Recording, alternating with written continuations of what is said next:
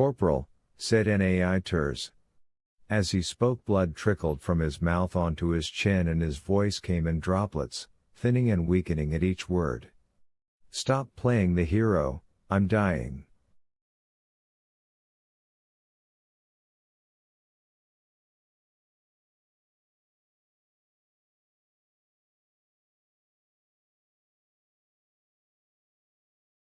Make for Malo Pruvalnaya Street. Having said all that he wanted to say, his lower jaw began to shake. It twitched convulsively 3 times as though Nai Turs was being strangled, then stopped, and the colonel suddenly became as heavy as a sack of flour.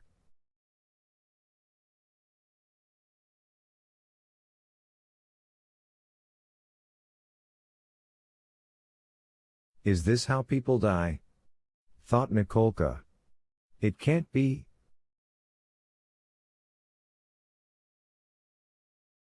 He was alive only a moment ago. Dying in battle isn't so terrible. I wonder why they haven't hit me. Dent, surge, tattled and swung above his head a second time, and somewhere another pane of glass broke.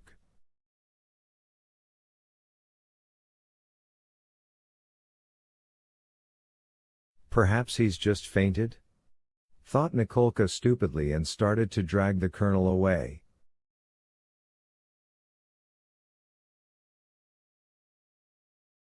But he could not lift him. "Am I frightened?" Nikolka asked himself, and knew that he was terrified.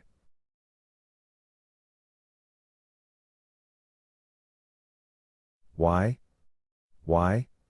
Nikolka wondered and realized at once that he was frightened because he was alone and helpless, and that if Colonel Nai Turs had been on his feet at that moment there would have been nothing to fear.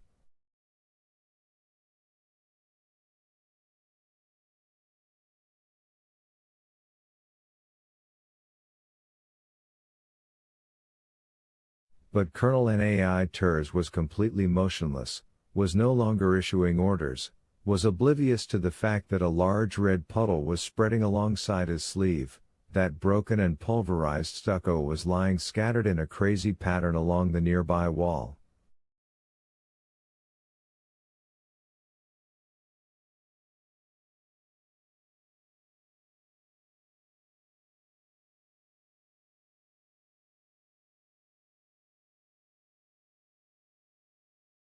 Nikolka was frightened because he was utterly alone.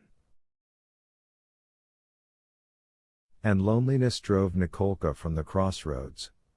He crawled away on his stomach, pulling himself along first with his hands, then with his right elbow as his left hand was grasping Nai Turs' revolver.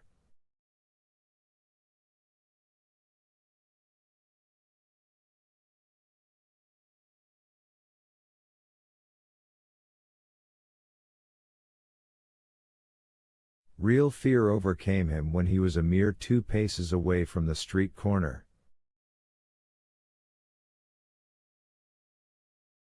If they hit me in the leg now, he thought, I won't be able to crawl any further.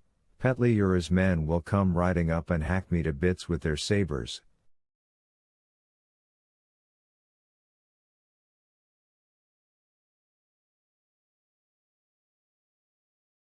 How terrible to be lying helpless as they slash at you. I'll fire at them, provided there's any ammunition left in this revolver.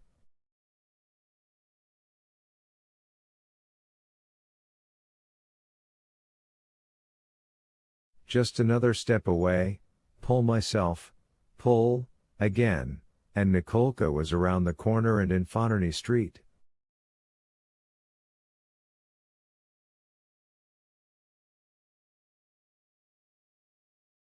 How amazing, absolutely amazing, that I wasn't hit.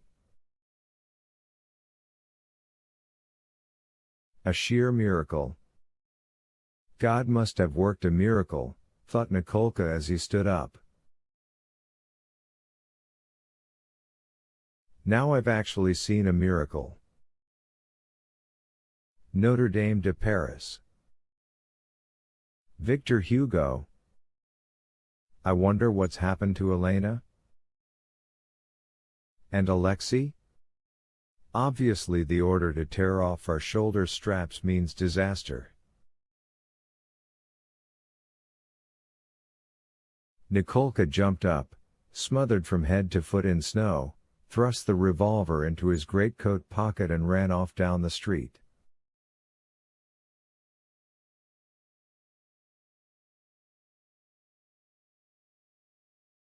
Finding the first pair of gates on his right hand still open, Nikolka ran through the echoing gateway and found himself in a dim, squalid courtyard with sheds of red brick along its right-hand side and a pile of firewood on the left. Assuming that the back door leading to the adjoining courtyard was in the middle, he ran towards it across the slippery snow and bumped heavily into a man in a sheepskin jerkin.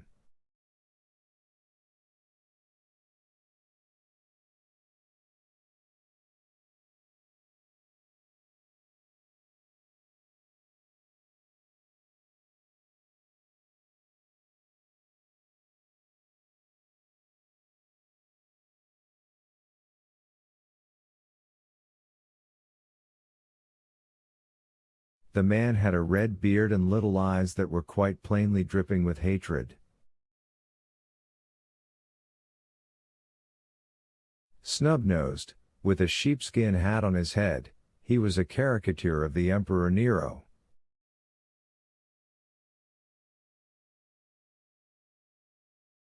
As though playfully the man clasped Nikolka in a hug with his left arm and with his right seized Nikolka's left arm and started to twist it behind his back.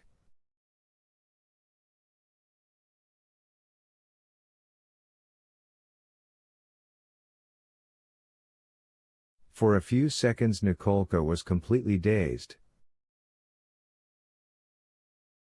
God, he's caught me and he hates me.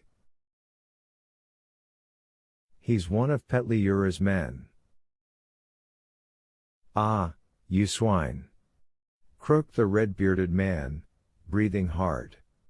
Where do you think you're going, eh? Then he suddenly howled, "Got you, cadet!"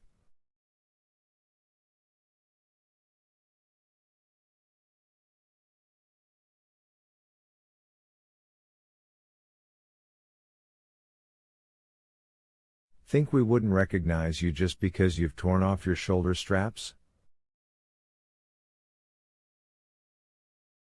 Now I've got you.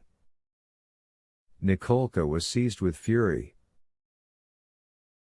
He sat down backwards so hard that the half-belt at the back of his greatcoat snapped, rolled over and freed himself from Redbeard's grasp with a superhuman effort.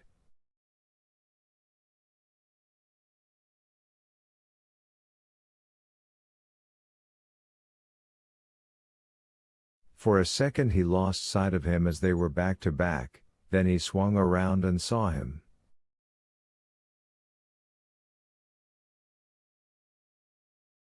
The man with the red beard was not only unarmed, he was not even a soldier, merely a janitor.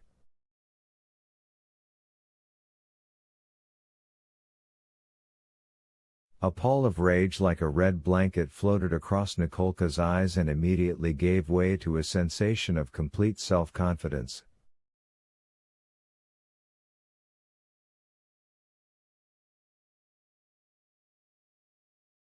Cold frosty air was sucked into Nikolka's mouth as he bared his teeth like a wolf cub.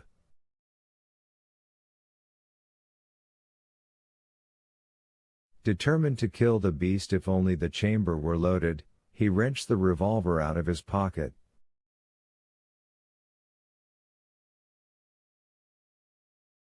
His voice, when he spoke, was so strange and terrible that he did not recognize it. "I'll kill you, you bastard."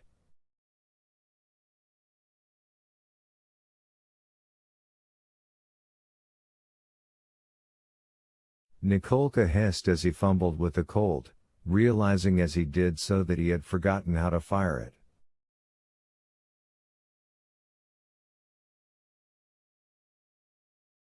Seeing that Nikolka was armed, the janitor fell to his knees in terror and despair and whined, changing miraculously from a Nero into a snake.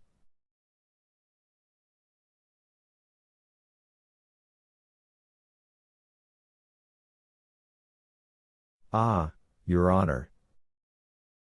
"Oh, sir." Nikolka would still have fired, but the revolver refused to work. "Hell! It's unloaded," flashed through Nikolka's mind.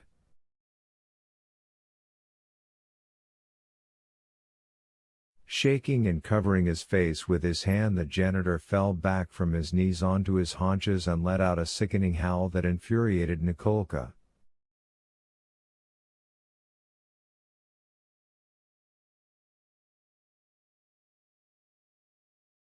At a loss how to close that gaping maw framed in its copper-red beard, and desperate because the revolver would not fire, Nikolka leapt upon the janitor like a fighting cock and smashed the butt into the man's teeth, running the risk of shooting himself as he did so.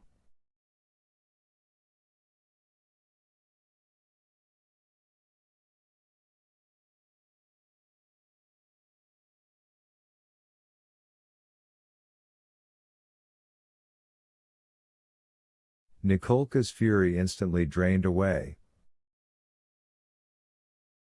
The janitor leapt to his feet and ran away out of the gateway through which Nikolka had come.